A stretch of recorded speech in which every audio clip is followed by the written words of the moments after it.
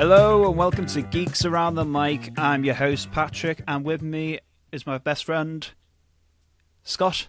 He's right Hello. there on the other end. How are you doing, mate? I'm good, thanks, mate. How are you? Yeah, I'm not too bad. Yeah, You're excited to debut our channel, our podcast, our content? God, yeah. Yes, but what are we doing today, Scott? What is our first episode? Well, today we are talking about the man, the myth, legend himself. He doesn't have the double D's yet, but I don't know if you viewers Wait, at home what can double see. D's? Oh yeah, don't get us demonetized. For the people who are listening, Scott is just showing an action figure of Daredevil. A really nice figure that he got a gift recently from his girlfriend. I did, yes. It was meant to be an early birthday present, but I got it now. He's got it now. And then I said, she actually said to me, like, you can give me some the money back if you want it now. And I said, yeah, sure, that sounds good, because I want it on my shelf. Fair enough, yeah. Yeah. But like you said, we are discussing, well, throughout this whole series right now, we are going to be, from episode to episode, doing a discussion about what we see in the episode for Daredevil, Born Again, Season 1, and it's finally out, and tell you what, mate, that first episode, it like gets you straight right in, and Yeah. you know what, let's just get straight right into it, like the beginning. Yeah, so full disclaimer, spoiler warning, if you've not seen Daredevil Born Again, episodes 1, and we're going to be going into episode 2 as well, I believe. Is that right, yeah? Yes, we're going to be discussing the first two. Yeah. Yeah, so spoiler alert, so if you've not watched it yet, then stop listening, stop watching, and get watching. Get on Disney Plus, stop. Yeah, get out! Get out! Get out! Alright. That was not my best Matt Murdock impression. I could do better. But we didn't have time for that. All the resources. No, or we the don't. effort. Or the effort, but yes. Let's start with the beginning. We see our three heroes, Matt, Foggy, and Karen, exiting the law firm. Murdock, Nelson, and Paige. How did you feel about that opening sequence when you first saw like them all walking out? Because I felt like it was very much like an old friend returning and sort of warmth, like, you know, hey, we're back, like we're here, kind of, you know. Yeah, it was so great to see them again. Like, it's been so many years, like, obviously with the Netflix show being cancelled, and now they're finally back after all this time. But originally, they weren't supposed to come back, though, because they had an original idea, but then they scrapped it, and then they reshoots, and then... Because that was a reshoot that we see of the scenes with them in the first episode. Yeah, the original idea, I think, was to kill them both. Like, Karen and Foggy were both going to die off-screen. Yeah. And I think there was going to be, like, it was just going to pick up where, like, halfway through episode 1 does, where, like, Matt's retired and he's given up because they both got killed in a previous event, but we never actually got to see, like, said event happen. So they obviously changed that, thankfully, because I think that would have been one of the worst mistakes they would have ever done. I know, the fans would have hated it straight away. Yeah. I mean, it kind of feels like they did in a way, because, like, obviously, you know, like, Karen isn't, like...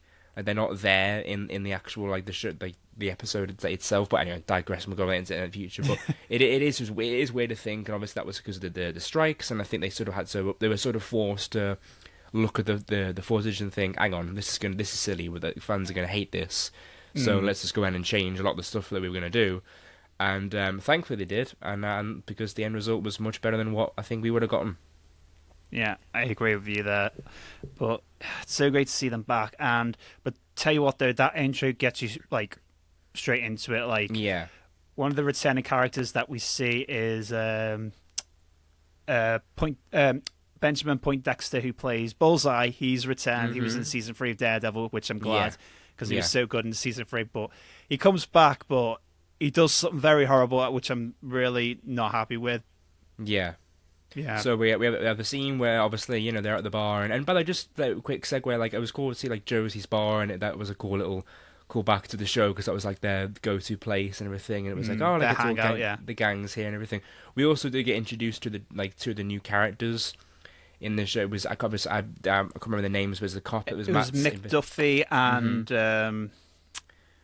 McDuffie and I can't remember the other guy's name, but they are like big part in the episode later on. But I'll try and remember the name. But so far, I know the woman's name is McDuffie, who is like she's like trying to start her own law firm, which she's trying to discuss with Foggy in the bar, and then Foggy gets a phone call goes out, and then Matt notices, he hears that something's wrong, so they go out to investigate, to check on Foggy to see what's going on, and then...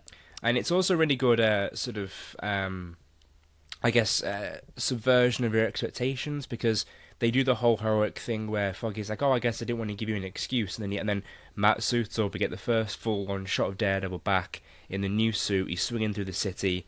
We can talk about the CGI and the controversy there, I guess, in a bit, but what I think was cool is they give you this heroic moment, and you think, oh, it's here, like Matt's going to kick ass, and it's back and everything, and then it quickly goes into like what the actual the issue is with how this guy that Foggy's been calling Ben, I think his name was.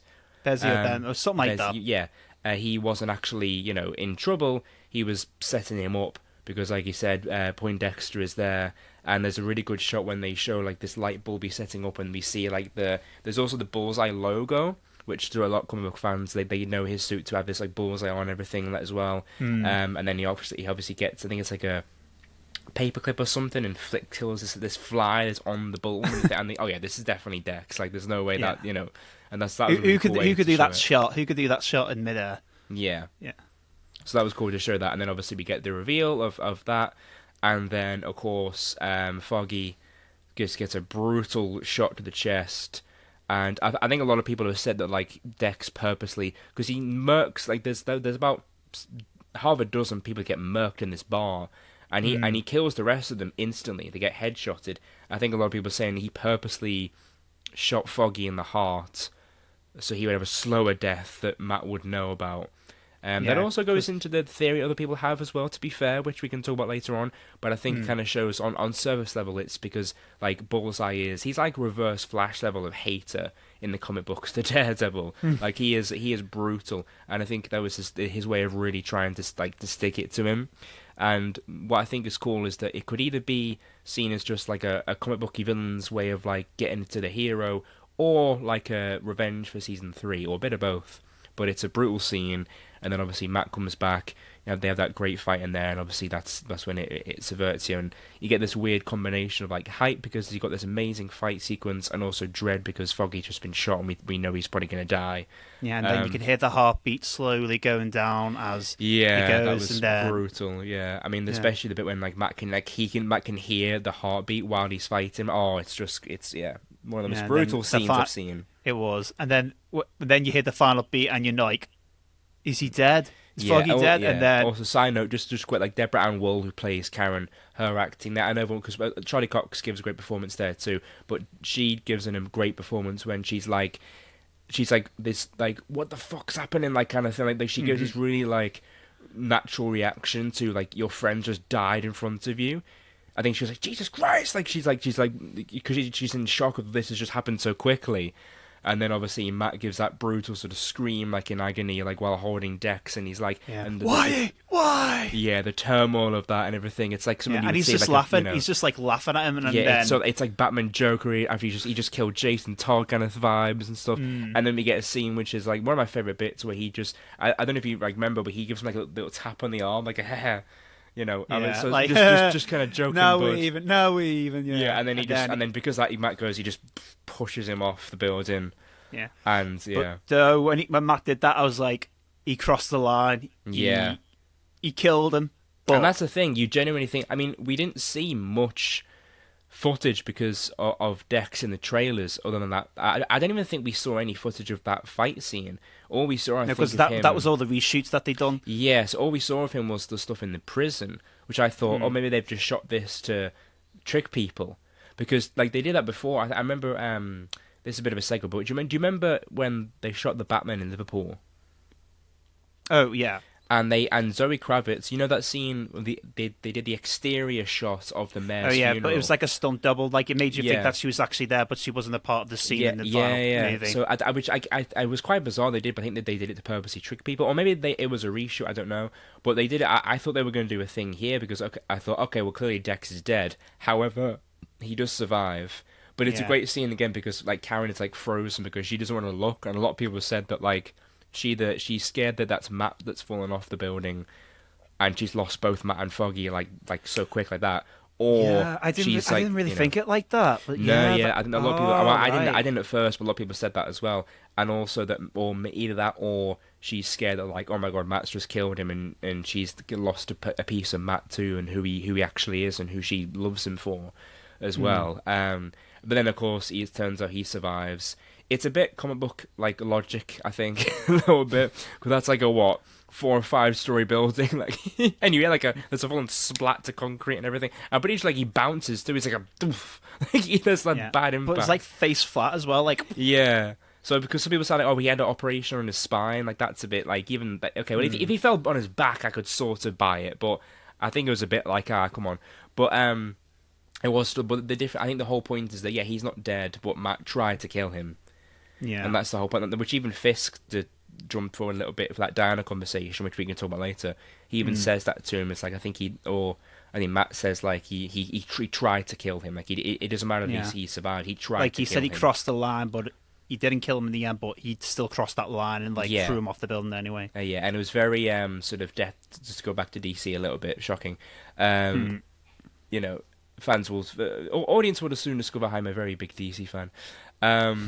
But it was very death in the family sort of vibe, because in the comic books, like Batman tries to kill Joker after killing Jason, and like Superman stops him, and there's a whole thing there, and it was very reminded me of that as well a little bit when the hero crossed the line, and then we get that glorious shot of the mask when he takes the mask off and it falls, and then we get that the transition to the intro, and you think, wow, like what an amazing like 10 minutes, and it's like the same music as well, like the same. But it's different slightly too. It's more. It's like, different, but choral. it's like the same. It's got the same beat to it, like the Netflix version. Yeah, which I love, and so it's like a new. It's sort of like it's the show you love is back, but it's a new version as well. Yeah, but onto Foggy though, his death though, and a lot of people are upset. However, for people who are like very strong, hard comic book fans, they've actually coming out saying that Foggy is not actually dead. What? So there is actually a theory online that Foggy is not dead, and here's the theory right now. So, like I said, it starts off with them coming out of the building of their firm, but right next to the building, there's a number plate of a number 468, and you're probably wondering what's so special about number 468. Well. 468 is actually an issue comic for a past Daredevil comic, and the comic book's called Daredevil, The Secret Life of Foggy Nelson, and the fans are explaining, saying that Foggy fakes his own death and goes into a witness protection program to protect Matt and Karen. Right, okay. So, you're probably wondering, okay, are they going to link this to the show? Because Foggy looked like he's dead because he just got shot in the chest. We heard his heartbeat going down. But here's my own... That's what you're going to say, though. That goes back to what I said about how he was the only person that Dex shot in the heart and died slowly. The rest of them he killed instantly, which obviously could be that he just wanted to mess with Matt more to make his friend slowly die. But also it could be that he actually didn't kill him. Or maybe a case of like he survived or something, maybe as well. Could be that, but like that's the theory too. But like, go on. Yeah, but here's my theory of like how they done it, because obviously he got shot in the chest, plus the heart rate's going down. How could they do that? So I reckon when Foggy got shot, he's actually wearing an armor plate. So like an armor plate with fake blood in it. So like if someone shoots him, fake blood will come out. That's my thought about how it looked real, how the blood was coming out of his chest, because it's actually fake because he's wearing an armor plate. But the slow of the heart rate, though, that's a big issue there. But my theory is, as you see in like other films, you see like people they have like a fake tooth, and like they take it out and bite it, and then they die or get poisoned. Someone actually said that Nick Fury had that in Winter Soldier. Do you remember in like when in Captain America: The Winter Soldier? Like people thought that Nick Fury like died, then obviously like he reveals later on, because he's obviously he was alive. Spoiler alert for a 10-year-old movie. He was alive, and he got given this like thing that slowed his heart rate down. Exactly. There's also like stuff that. like and that happens like in comic books as well. To be fair, like too. So I wouldn't say it's too far fetched. Yeah, but so Foggy would have taken something that would slow his heart rate to make Matt believe that he is dead. Yeah, because his heart rate's going down. So that's how he's able to get away with faking his own death and then go into witness protection program. That's my theory of how they could do it in the show. Yeah. So we'll probably find out later on, I reckon. It will probably be like the last episode we find out, oh, I'm not dead, guys. I just had to protect you guys from this and that, which we'll find out later on. Yeah. But let's move on, because we're talking too much about the beginning. We should focus on the rest of the episode now, which... But let's talk about, should we talk about that hallway fight? The one-shot fight with Daredevil and Bullseye? Oh, in the... with all the knives. Yeah. Matt was just taking all the knives in. I'm like, what? So many knives? He's got loads on his back, loads on his chest. Yeah. And it reminded me, I felt like it was cool because it was sort of like a... I don't know. I guess you want to call it like a rematch with Bullseye, because it was like in season 3 when he fought him, he just had the t-shirt and the season 1 suit, because Dex took his armor. So I thought it was a cool idea. It's okay, now that I can actually have my armor and everything, now I'm gonna mean business more, and you're not gonna affect me as much because I know how you think and I know how you fight and stuff as well. Like if you compare his fight with him in season 3. Even in all 3 of them, he struggles a lot more than he does here. Obviously, you could argue that it's because he's just more rageful because he just shot Foggy. But I think it was also just to show how the armor can protect him and give him that advantage when he's got his equipment and too. He's got his billy club and he's got that stuff there too as well. Because you look at the fight scene, he is not letting him get any distance at all. When he catches up to him in the staircase, he is on him, quick. And he's you are not getting away. And even the bit when he gets on the rooftop and you get that glorious shot of him swinging and he lands. Let me try and, he does the whole... Doof. Yeah. The CGI, though, looks very bit too much, though. Netflix, it was mainly practical. As for this one, you could tell that it's been given a budget by Disney. Yeah. And which I think is cool, because it is CGI. I think the only thing is, though, it's only jarring to people because we're so used to all being practical in the Netflix series. I think if it had been CGI from the start, it wouldn't have been a big deal, because Spider-Man has always been CGI heavy, so it doesn't really matter. Whereas this character has always been grounded because of how it's been more budget. But I think that does work to give it more of the comic booky vibe that it is, because we're in the MCU officially now, and he's with the Avengers. Well, not the Avengers, but he's in that world now officially. Yeah. No spoiler. No, there's no Avengers thing so far. But I think it does work in some sense. I get the idea that it is very CGI and stuff, and it is a little bit jarring. But I think that's only purely because we haven't seen it before. You know what I mean? Because in the comic books, he's using that billy club and he's swinging around the whole city and he's leaping from all the places and stuff. So it's not it's a thing that isn't the character. It's just that it's not something that we've seen in live action with Charlie Cox's version before. So that's why I'm it is a little jarring, but it's just cool to show that they're bringing some of those aspects. Because even Charlie Cox said they need some of those CGI elements to bring those shots to life. With like I said, that shot of him landing on that rooftop behind Dex, that obviously needs to be CGI to pull off more. And even with the intro, when he's running on the roofs as well. Yeah, which obviously that bit was jarring. It looked a bit that definitely looked very CGI.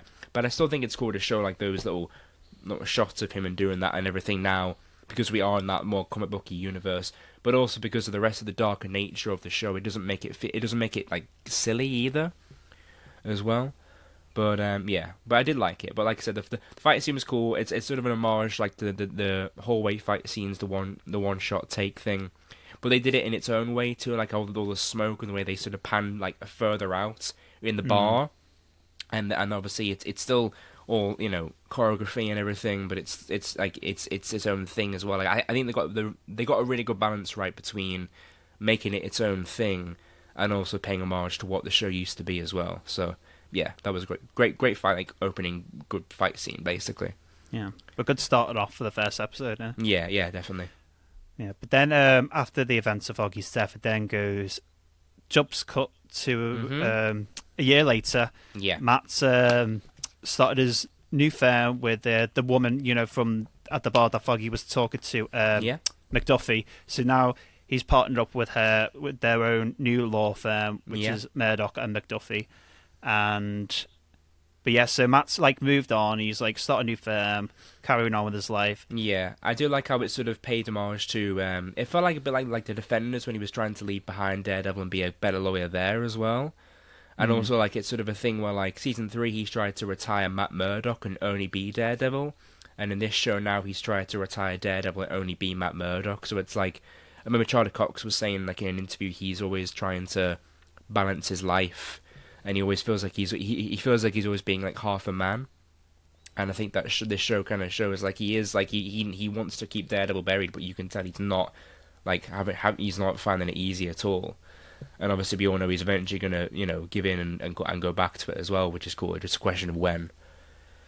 But yeah, so those things cool. But yeah, yeah. How did you feel though? Because do you think that like it was the right direction to go, or would you have preferred to still see him active as Daredevil like at the same time? I don't know, because like I think it's interesting to like to see Matt like what he does like after the events of Foggy dying. Like he's hanged the helmet and not being Daredevil again. I want to see what he does now, like, because clearly he's not that he doesn't want to be Daredevil anymore after his friend died, so he wants to like move on. Yeah, but I don't mind what to see though. Like, I want to see what he does for now, and like obviously I want him to come back as Daredevil, which we are definitely gonna get. Cause what's the whole point? What's the whole point calling the show Daredevil Born Again? Yeah, which in the title Born Again, so he might be born again. Yeah. But yeah, so yeah, we jump up to a year, and guess who returns to New York? Vanessa. Wilson Fisk. Yes, Vanessa. That's the first line. I love it. Yeah. But I kind of say that like they do obviously have some references to the Echo show as well, and we got a shot in the eyes. Well, I guess that was the end. He has the scar. He has the scar in his eye as well, which shows it. So it does link. Yeah. It does link it. Yeah, but they also don't need to. I was just gonna say that they don't need to like. Because I feel like the issue with a lot of the MCU stuff is you need to watch every single Disney Plus show and every single movie just to understand the newest one, and I think that makes a lot of fans think they feel disconnected to the world because you've got to do homework as well before you watch the film or the show. Whereas I don't think you need to watch Echo to understand this because they make a quick reference to it and then you quickly move on because this is a new story. Like I watched the episodes with my dad. And he'd obviously never seen Echo. He hasn't got a clue what half the stuff in Marvel is. But he didn't need to watch that, or he didn't feel confused because they reference it and then they move on quickly. So that's what I like about this, is that if it's like a new thing and you say it as well. But it lets people know, like, if you have watched Echo, then you'll know the reference straight away. Yeah. So it's all for the people who did watch Echo. Yeah. But yeah, back to it. So Wilson Fisk has returned, and he's reunited with Vanessa. But yeah, so he comes back into the city, but then there's the court case of Bullseye, Benjamin Poindexter, which Matt attends to because he goes up to he goes up front to like give his his thoughts on the whole situation, but also Karen appears as well. So she is at the court case as well.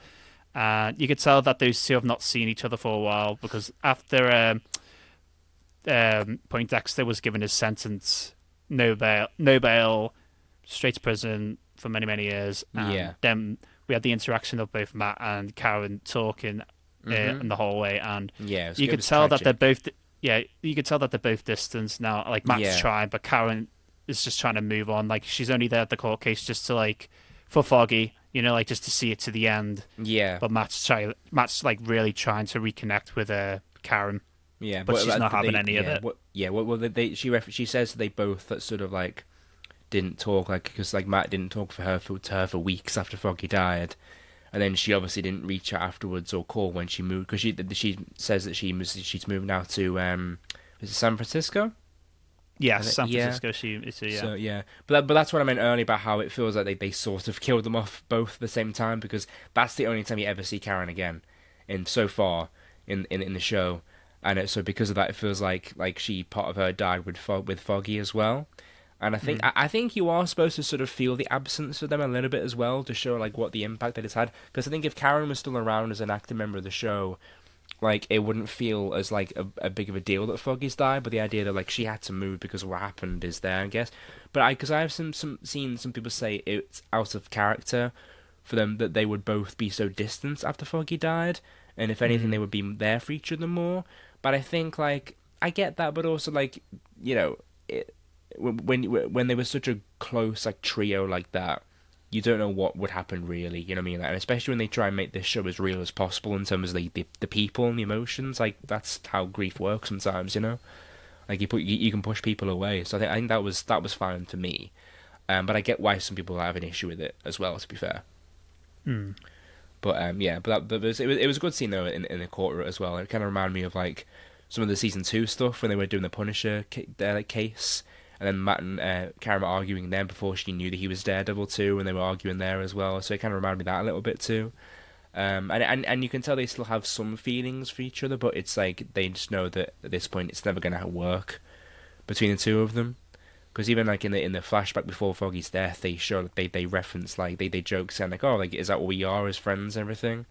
And it's like, I feel like it's one of these things where they had a fling at first, they definitely had feelings for each other, but they know that it would never work at this point. So now they're just sort of like distant, like friends, like or acquaintances now as well, which is obviously, like I said, is like a sad scene. But yeah, that was a great scene though. I did like that. Yeah, but going on to the next bit now, like Matt's in his new apartment. Yeah, he's finally out of that dark and. Yeah, he's got a nice apartment now, but while he's cooking, he has the telly on to listen, and he hears that Wilson Fisk is declaring his candidacy for becoming the next mayor of New York, which Matt's like, what? Yeah. So Wilson Fisk is food as well. Yeah. Oh, God, yeah, he does. Yeah. But yeah, so Wilson Fisk is going to be, trying to become mayor of New York, so... I don't know how I feel about that. I feel like he's got an angle in this Fisk. Like he's clearly doing this for his own game. But yeah, when he claims, I think he had some sort of spiritual awakening after the event of the Echo Show. But he says. But it's cool how he's trying to like repress who he really is as the Kingpin. But I thought it was a cool idea that Vanessa is like since he was away. As like taking over his criminal empire basically, and I felt like if anything, because I felt like Fisk, even in the Netflix show, I think he always saw his his criminal underworld as a means to an end, in terms of executing his vision for the city. Whereas I think Vanessa likes the power and she enjoys the life. Yeah, and I think that's something that is shown here in this first episode as well. Like she's comfortable, she enjoys having negotiating with all these different thug bosses and stuff, and trying to get a truce and having that power of being the woman in charge. Like she enjoys that as well. Whereas Fisk always saw it as like just is what he's got to do, but he doesn't have any feelings towards it, So I like that sort of that interest and like how different they are with that. It was pretty cool. Well, you don't know how it's going to escalate though. Like. Later in the show, because if she loves the power, then and Fisk is gonna like leave the criminal world behind and become mayor. Well, my dad always said like when we watched season 3, he thought that Vanessa was gonna kill him at the end. Which obviously I was like, oh, that's a fun theory. I mean, I already watched the show. I was rewatching it with him. I was like, yeah, that's not gonna happen. But I was like, oh, well, he might get his wish. He might, after all. You know what I mean? see how this pans out. Yeah. But then obviously Matt here finds out, and then he actually meets up with Fisk to talk to him. So they both go and meet up in a coffee diner. Yeah. And it's weird to see these two characters who've been fighting for years, trying to Fisk trying to kill Matt. And here they are just sitting in the diner, having a cup of coffee and just chatting as normal people, which is just like, wow. It was cool because they even have a laugh in it. So I feel like there's always, I think, a mutual respect there for them, for each other. I think, which always is the best. I think for like rivalries, like heroes and their arch enemies. I think I always like when there's a bit of like, I know I've got to stop you. I do hate you, but I respect you at the same time. Like I feel like that's even the case of like a Superman, like Lex Luthor kind of vibe, or like a Batman Joker. Maybe not a Batman Joker, but like I don't know, another villain. Like I do like that sort of element of like there's in another life they could have become friends because their goals like they relate to their goals so much, or just they have so different views of how to do it as well. But yeah, but like, did you feel like because that scene was like? Did you think, because some people said like it's like the lighting for the show and stuff is just a bit of a random segue, but it's quite brighter and sort of like more dull, the cinematography. And then did you feel like that was like that here in this, or for this particular scene? Yeah, or like maybe that, or like, no, like this in general, maybe, I guess. For certain scenes, yeah, because like you could definitely tell this does not feel like the Netflix the way they did it, because like obviously they use CGI and they've got a different team involved, so it does feel like you said, a bit dull, but it's, I don't know, it's only the first episode, so hopefully it improves. Yeah, I'm sure it will. Yeah, I like how that Matt makes a comment to Fisk saying like, "Didn't she shoot you in the face?" Which obviously references back to Echo, because Echo, I've forgotten the lead character's name, but she shot Fisk in Hawkeye, which also links Hawkeye as well. So like these shows, they all link in, but like you said, only references. It's not like a big part of the show. So even if you haven't watched it, it's just if you're like, oh, I watched Echo, I've seen Hawkeye, I get that reference. You know, and then he's just like, "Oh, keep your tabs on me, Fisks," and Matt's just like, "Oh no, I'm a lawyer. I just hear things." Mm-hmm. This caution you're giving me. Who is it from? Murdock or your darker half? That's a terrible impression. I do apologise, Vincent D'Onofrio. Please don't ever find this and hate me. Yeah. But also, I've just realised now, like, so far when we see Fisk in this episode, I notice he's been like twitching his hand, and especially in the scene when he's talking to Matt in the diner, he always kept like not clenching, but like shaking his hand. Yeah. Because like, I don't know, like obviously he's trying to be like this new, better man now, but I feel like he still has these urges or like temptations, like. Yeah, I so feel that's why he always. Yeah, I feel like he had that a little bit in the Netflix series, but it's definitely played up more on this show. I think I could be wrong. Could be someone correct us going. Actually, he's actually done it many times before, and you know. But I did notice that they definitely like lingered on his hands and stuff a bit more on this than they did in the Netflix series, I would say.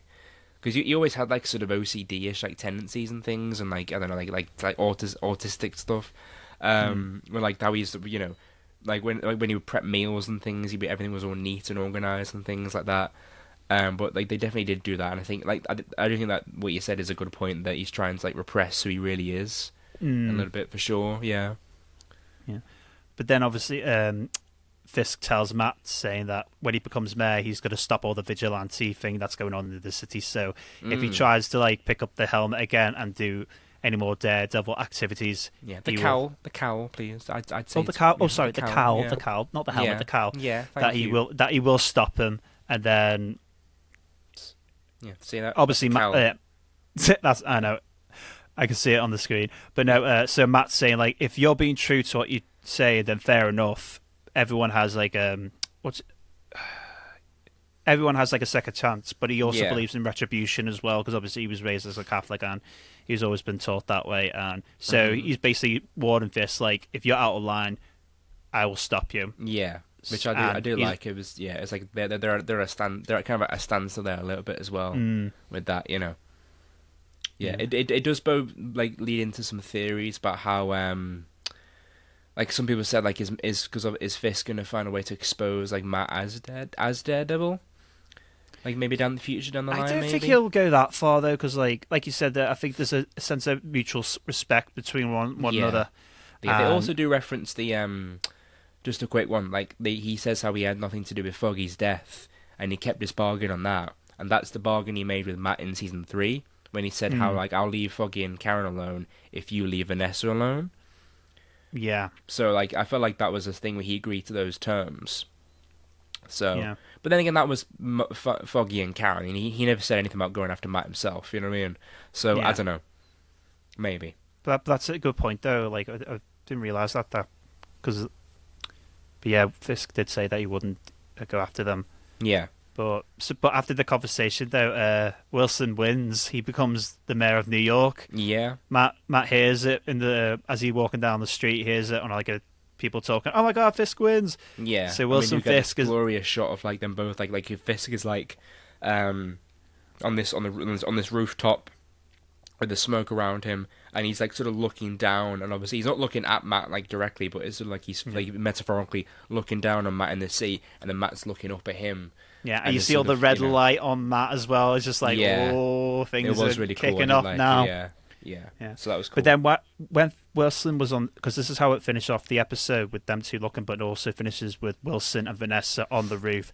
Yeah. And Vanessa's telling him, have you left everything behind? Are you done with criminal crime? Are you really going down this path of becoming an honest man and be the mayor of the city that the city needs? And he's like, yes, I promise. Yes. Which I'm like, is he promising Vanessa or is he lying to Vanessa? Yeah. Well, they reference this guy called Adam, who was obviously. Well, I don't know if that's episode 1 or 2 because we've seen both now, but he who obviously Vanessa like was unfaithful to Fisk with, and there's sort of this ambiguity of like what happened to him, because they keep showing like. Again, this might be episode 2 territory, but they keep showing like his like bruised knuckles and stuff, and it's sort of reference to like, oh, has he been like beating this dude up or something, or has he killed him, or whatever? You don't know what's happened. So it's sort of like he's trying to repel that, but he knows like deep down, you know, he can't hide who he is. But then again, it could also be a case of like he's just annoyed because the guy's slept with his wife. You know what I mean? A lot of people, you don't have to be a mob boss to get annoyed at that and do something that you might regret. You know what I mean? I think he did beat him up or killed him.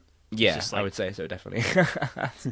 Yeah. But yeah, that's the first episode of Daredevil Born Again, and what an episode to start it off. Like, a lot's happened. Foggy dies, as he died. Poindexter goes to prison. Matt's starting a new firm. Wilson comes back and becomes mayor. Yeah, they do a great job to show you, like, it's what you familiar with what you know, and it's a good way to show everyone's back and celebrate that. But then also quickly go into the story, okay, and sort of go, okay, like we're not like shit's getting real, like right away, and this show has stakes, and anything can happen, and don't get too comfortable, because this ain't some like playing it safe MCU project where we're just gonna have a bunch of fun. Like, nah, there's some some serious stuff going on. So I do like that. I do like how they show like as well. They also like there's a lot more like swearing, I think, in this one as well. Yeah, because you hear some of the F words now and then from, like, when Matt hears people, the public talking, Fisk is mayor. Yeah. So I feel like that's quite cool. I'm surprised for Disney Plus, but I get why they said how this is like darker, more gruesome in the Netflix series, and you start to slowly see why as it goes on. But it's also not like too much, and they're not just doing it for the sake of it as well.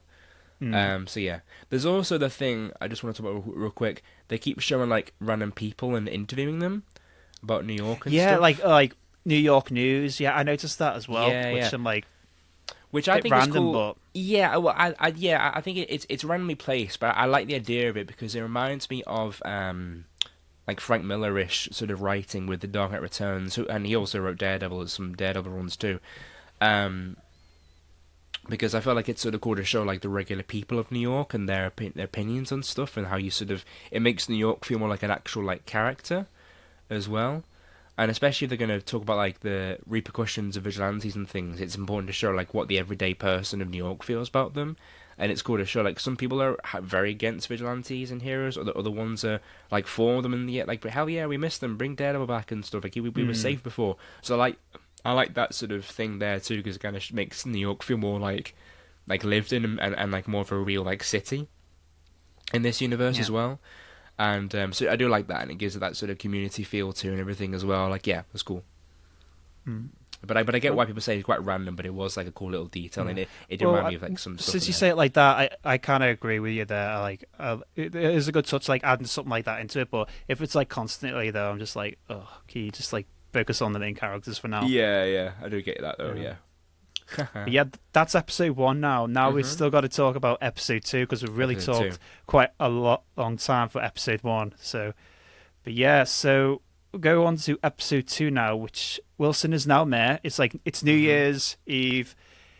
Everyone's at Town Square celebrating. Wilson Fisk's on the big jumbo screen. Yeah. dedicating himself, like, I'm going to be the greatest mayor for the city, and he also makes promises and also mentions some people dressing up as well in vigilantes. Like, we got like gun-talking vigilante with a skull on his chest, or a man that dresses in a spider suit. I was like, oh yeah, Spider-Man. I really, really want to see him against Spider-Man. I really want to see that. I think some people said Wilson Fisk and Tom Holland Spider-Man. Yeah, I really want to see that. I know some people think because again, he's like, people know, a lot of people know Fisk as Kingpin as a Spider-Man villain. I mean, he's the opening boss you fight in the PS4 game. He is a big part of. But he's like a big monster though in the comics and in like everything else. But in the likes of this show, it's more grounded though. And if you, but I think that's what you need to think. To be fair, because I think like just to counteract it, I think like, I mean, I get you saying about like Tom Holland's Spider-Man is more like, you know, leaping around the place and hey, what's going on, you know. But I think that you need that to give it like that street tier grounded feel that, you know, that Spider-Man people prefer Spider-Man to have, and I think like that would be really cool. But I get like the idea of it. We're so used to it being more like a violent, darker tone though as well. So I don't know. I just think a lot of people know him to be like he's a big part of like Spider-Man animated series is. Other games like Web of Shadows, I remember him being a big part of that as well. There's a lot of like things for him to be like a well-known, like, you know, Spider-Man villain. So I just think it would be really cool, but obviously it would be a question of how it would work. But it was still a really cool reference, and I like how they're referencing like a lot of New York like vigilantes. And I think that's like Marvel's strong point that they should focus on is New York and the heroes that live there, really. So I do like that as well. But that was cool. And it bodes well for some like season 2 theories too, like the if you've seen the set photos and things, which we can talk about later on, of course, or when like another episode in the future. Oh yeah, because they're starting to season 2 now, aren't they? Yeah. Which we'll get into more in like another video. Yeah, in like future video, because we're talking about episode 2 now, and but we also get introduced to a new character, Hector Ayala. Is it Ayala? Yeah, Hector Ayala, who's the white tiger. But yeah, later in the episode we find out he's the White Tiger. Yeah, who's another vigilante that's been going around saving people while Daredevil was retired. Yeah, which is weird because I thought like White Tiger was like a woman, because I thought like in because I'm not that familiar with the character. The only thing I remember her from was the Ultimate Spider-Man show. On Disney XD, I think that was. They might have changed it though for the show. Maybe that was my first exposure to that character. Unless like someone else takes up the mantle later on, you never know. Because of as well, but I don't know. So that was my first exposure to the character. So I'm not that familiar with him. But yeah. But he's got a cool little intro as well. But go on. So he's about like so. No, I was just saying like because he gets introduced by walking down to a substation. He sees a guy getting mugged. Yeah. 2 guys were beating him up. So he goes in, tries to save him. Well, tries to stop it first, but the guy, one of the guys were like, "This doesn't concern you. Move along." But he then butts in and starts fighting them both. Yeah. The guy gets away. The guy that he saved gets away, and he Hector starts fighting them off. But then, as he fights, one of the men slips and falls onto the tracks and gets killed. Yeah. Which we then find out that the other guy, or both the guys, were actually undercover cops. So they arrested Hector, arrested him for manslaughter or for killing the other cop, which Hector didn't know, obviously. He wanted him. They wanted him arrested for like murder, I think. Yeah. Because they pin it because because the witness, like the guy who was saving, runs away. So they tried to pin it on like, oh no, he just showed up and just attacked the cops and killed him, kind of thing, and killed his partner and stuff. So they to make it to get him like arrested and stuff, because that's why you see him. He gets like beaten up in like jail and stuff as well, because they think, oh, he's a cop killer, like, you know, screw him, kind of thing. So and then that's when Matt comes in as well, because he can hear that everything's going on. So he was actually curious to know what's this guy done. So he listens to Hector's story, and obviously Matt can tell if he's telling the truth or lying. So Hector was telling the truth to Matt, but also Hector was obviously hiding something from Matt as well, which Matt caught on. Which we then later find out that he was actually the vigilante White Tiger. My only thing is, I felt like they could have explained like the references to this amulet that he has, and again, it kind of makes it feel like, again, I'm sort of 2 minds, because it makes it feel like a more lived-in world, when they don't expand upon stuff much, because anyone living in that world would think, oh yeah, of course he's got like an amulet like that gives him powers.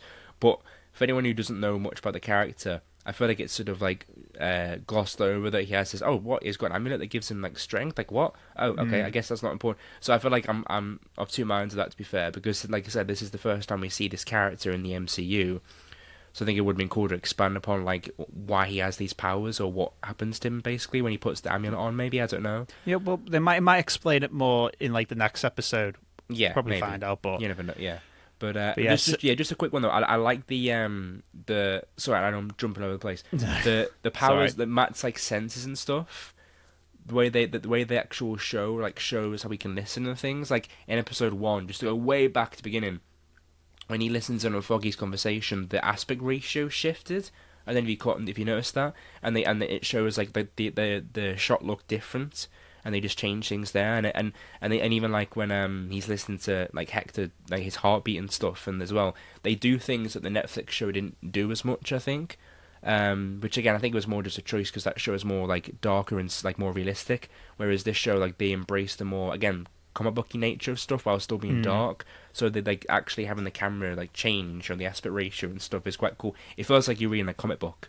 Because like there's something it happens there as well, which I thought was interesting. So that was a cool little detail that I liked as well, which I like that they're doing. Because again, it makes the show feel more like unique. Because it's them saying this is how we would show Matt Murdock's powers compared to Netflix and stuff. But yeah, because it does expand more of his like his super hearing as well. Because like they briefly touched it in the show Netflix show, but they really have expanded now in the in the second episode. Yeah, which I like was cool. But yeah, so Matt takes the Hector's trial, so he's gonna like represent Hector in court, but yeah, so he's gonna support this vigilante. So yeah, that's cool. gonna be. Do you think like it's because obviously they're bringing back the law, like the like court stuff and the lawyer like plots and everything? Do you feel like that's like it would be? Would you prefer to see it more like focusing on like vigilantes and defending them in court, or do you think it should be like more real people, or like bit of both, or do you think it's like what would you? I could say a bit of both, but it depends on the characters that they're going to be discussing. If they have like a big part of the story, if it's just some random guy like, oh, I've just stolen this, and you just represent, you're just talking about, discussing a random person's story that has no big impact to the story whatsoever. Then no, just focus on the main plot with the main people that are involved with the episode. Yeah, but you see, I disagree a little bit, just because I like the community aspect. Like Matt's way of like helping people without being Daredevil is cool to show, just because it shows the more hero aspect of him outside of like wearing the mask a little bit. But I do get the idea of like you don't want to waste time with like giving so much time to these characters that when it's got nothing to do with the plot either. Though I do get that as well. But yeah, I know. But yeah, I do get what you mean though. Do you want to talk about like? Do you want to mention like because obviously Fisk is now mayor, like he's expanding his stuff and everything. Yeah. Because I didn't realize after watching the episode, because I watched the second episode twice and the first one, but because there's a journalist that comes in to interview Fisk. Her name is just checking. Her name was BB, but we then find out that this woman, is actually related to Bert Erich, who, if you remember from season 1, he was the old journalist guy who who gets killed by Wilson Fisk because he reveals Karen sort of took him under he took Karen under his wing. Sorry. Yeah. And then that's how she became a reporter and stuff. Yeah, he was a good character in season 1. I think one of my favorite ones actually. Yeah, that was cool. I didn't really because I was like, oh yeah, like he's like because I thought that was crazy. That oh my god, like when Wilson said, I knew you, I knew him. He was a good journalist, and I'm like, yeah, you know that because you killed him. Yeah, he revealed stuff about your mum and your life, and you didn't like that, so you killed him. Were they able to prove that he killed Ben Urich in this? Because I can't remember now. Because I feel like that would be common knowledge. I don't think they proved it, but I think Karen and Matt and maybe Foggy, they knew that Fisk did it. Yeah, but because I feel like because when you see her face after he mentions like, oh, I knew your uncle, like I look at her face and thinking I can't tell if she knows or not. that he killed her uncle. I can't really tell. Like it's like she's like suspicious. You know what I mean? She might not know. She might know, but she'd be a good actress if she's pretending like that. Yeah. Like she knows, but she's just been very good to hiding it, pretending that she doesn't know anything. She just sees Wilson as like the new future of New York, and hopefully. But she also warns Fisk to say that that the chief of police is like, though he's gonna resign, and all his policemen are gonna like follow behind him. So literally, Wilson's gonna have a city with no cops, which is gonna be a big struggle for him. Yeah. But later though in the episode, I found this very cool, and I was speaking to you about this afterwards when we watched the episode. So the chief of police comes into his office to like hand his resignation, and Wilson Fisk just sitting down on his table having a Philly steak, like, this is like the best Philly steak in New York. It's called, lifts the label of the package, but then reveals the image of a photo of I think it's like a woman and a child, yeah, which we assume they're like family relative. I think it's in Philadelphia, like the place he got the sandwiches from. I think like his family lived there, I think, or something as well. Yeah. So that was cool. That's very much like that's the Kingpin that we know, right there. I like how they did that though. He make it look like he's having a normal conversation, but he's just like reveal a photo. Like, it reminded me that photo. It reminded me of episode 1 of the very first episode of the Netflix show, where his partner Wesley was like I can't remember who it was, but he sat next to this guy on a bench, and then showed like this like FaceTime security. The computer, with the girl, like his daughter at the college, and his like friend was right there next to her, like lying down next to them. Yeah, just waves at the camera and is like, "I'm here, I'm ready to kill her." Yeah, it reminded me of that. I think it was really cool callback to that. I think a little bit as well, which is cool. Yeah. So yeah. But with the way they did that there, because I like the line he said something very interesting, like, things you could do with just a simple piece of paper. So it makes me think, was it just like, it was just a bluff, it was just a photo, I don't think he wasn't really going to do anything? I think we both know he definitely was going to do something if he had to, I think. But he knew deep down he wouldn't need to as well. Yeah. Maybe. But yeah. That was cool. But I like that scene, like the way he did it. Like he's like smiling, like, "Oh, I love this sandwich." And look at the name of it, and then reveals the photo. I'm like, but I thought, "Oh, this is Fisk, right?" Now that's cool. He's coming back. Mm-hmm. But no, I love that part. That was really good. And do you want to talk about like Matt's new girlfriend as well? Oh yeah, because in the first episode they were set up as a date when really it was supposed to be a date. It was supposed to be like what he thought that she wanted legal advice, and then she thought Matt wanted like counselling, therapy, or counselling, or either one. But I've got the name of so Dr. Glenn Heather is the one that Matt's dating now. Yeah. So goodbye, She-Hulk. Oh, goodbye. I've never watched She-Hulk, but I've heard things about like. And I think I will never watch it. His episode was the best one, to be fair, I think, like we've said, But I probably wouldn't even if it's Daredevil, I probably wouldn't want to watch it because I hear what happens, and I don't want to see that. But it was cool because it was. I like that because it gives Matt like some levity in with everything else that's happening right now with his life, and I think it's also I think she's meant to represent like a reason to stay as Matt Murdock as well. But do you think thing is though I think his soulmate and person he's always suited to should be Elektra, because I think it's a Batman situation where he's only ever going to truly be able to be with someone who understands all aspects of his life, and someone like him in that way. And I think for someone for Batman, I think someone like Catwoman is always going to be his best person to be with, and I think Elektra is like Matt's in that way. But I do kind of, for his sake, hope that it works out with her and everything as well. But I've got some theories of what might happen to her as well. But I might need to wait until maybe see more episodes for me to sort of think if they're going to be legit or not, to be fair. Because I was thinking at first, maybe she's going to get iced by she's going to get killed by maybe not Fisk, but someone else, another villain, and that's maybe could be one of the reasons he comes out of retirement. But I'm not too sure. I'm waiting to see more information now. All right. Okay. Well, we got to keep watching then for the next episode, which we can't wait. So back to Hector now, though. So because Matt is trying to find the suspect that got away, because he's the he's the witness to the whole situation, to prove that Hector didn't wasn't trying to kill the police. He was trying to protect him. So Matt, because one of Matt's law firm friends who he's working with now, called Cherry, and the lady's name, McDuffie, they both go to see Hector's wife, and they go to his apartment, and that's when they discovered that Hector is White Tiger's. Cherry finds his costume underneath his bed, and then Matt confronts Hector about it. That was a cool scene. Yeah, so confronts. Suit looks clean though as well. To be fair, like it's it's a good suit design. To be fair, yeah, he must have a good dry cleaner. Yeah, not a speck of dust in that bad boy. No.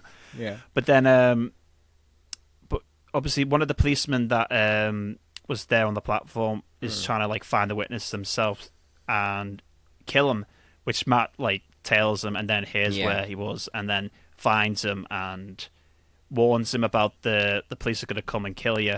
Because they knew that, so gets him out of there, and then that's when we get also, just to quit them. That just like the threatening the commissioner's family reminded me of episode 1. That bit reminded me of episode 2, where he was in Claire's apartment, and the guy was pretending to be a cop looking for him. Yeah, and the sort of like the corrupt cop thing as well, which is quite cool. But like obviously, I don't know if that's intentional, but it reminded me of that scene as well. Yeah, and we get that. I know what you mean. Yeah, because I've only just recently watched the first few episodes of season 1, and I'm remembering them now. Yeah, but I remember we get that cool shot of him. Like I don't know why I like it, but like when the cops walk in, like he opens the door for them after he's got the guy out there, and they walk in, and he just stood there with the cane, like, what's like up, he just he's like, what's up, guy? Yeah, you're not gonna do anything. I'm blind, and then they full on attack him as well because they threaten him to like, where is he? Oh, he got away. He's safe. And they beat him up, and I was like, blow my neck. These cops are beating up a blind guy. Which this is Matt Murdock we're talking about. He's fine. He's not. But then we get into the second fight of the whole series, because we get the first fight in the first episode, and now we're getting the second fight at the end of this episode 2.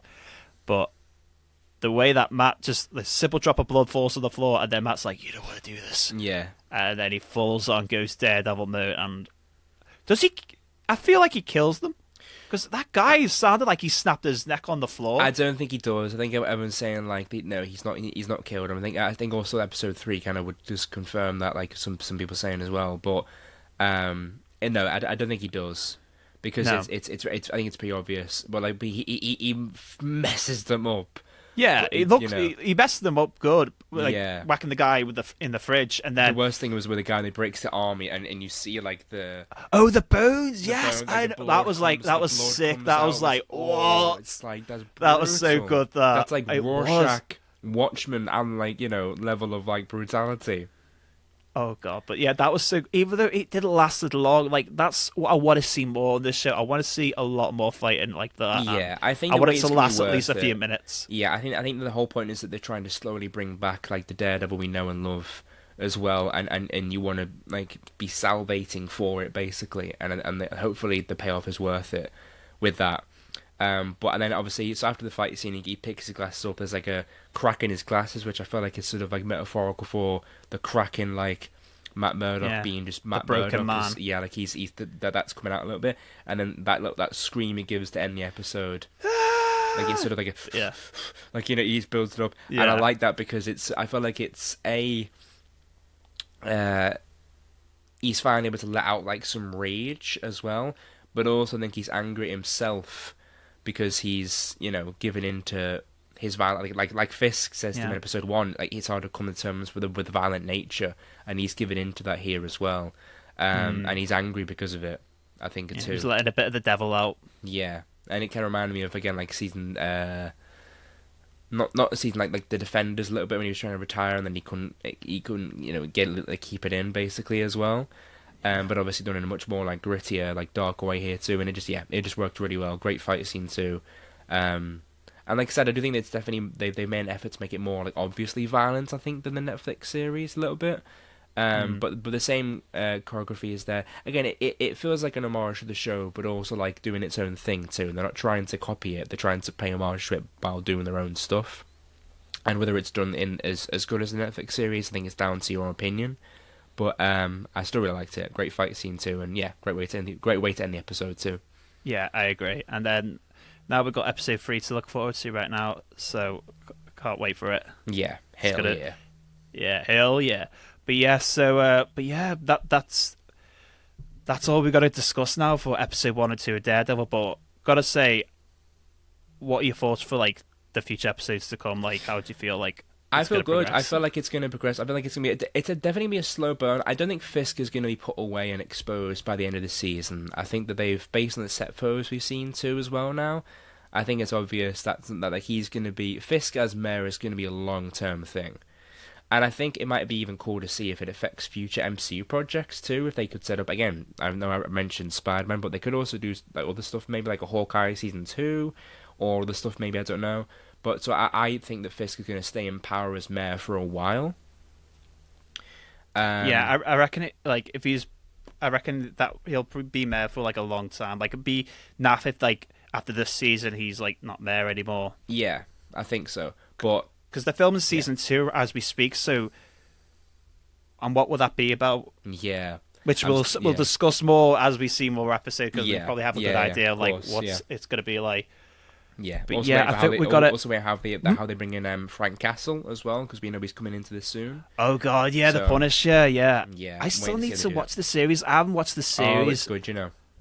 Yeah, but I probably will get. I probably will start watching it soon, because I want to like be up to date with all like the Daredevil storylines. Yeah, I feel like it's it's not one of the strongest Netflix Marvel shows, but it's not one of the weak. It's not one of the weakest either. It's sort of like, excuse me, it's sort of like in between as well. But it is good. Yeah, but I'll still give it a try. Yeah, definitely. But yeah, so let's end it there for now before we carry on chatting, because I think we've been chatting for over an hour. We have. Can't really see it. We did predict these would be half-an-hour chats, and we've done twice as many. But never mind. Yes, but we discussed about the first 2 episodes, and it's the big episodes, like the start of the new show, Daredevil Born Again, which I'm glad Daredevil's back. I'm glad that Charlie Cox is back with the cast, and it's just bringing back all vibes from the Netflix show, and I'm really looking forward to see what's coming for the rest of the episode for the season. You and me both.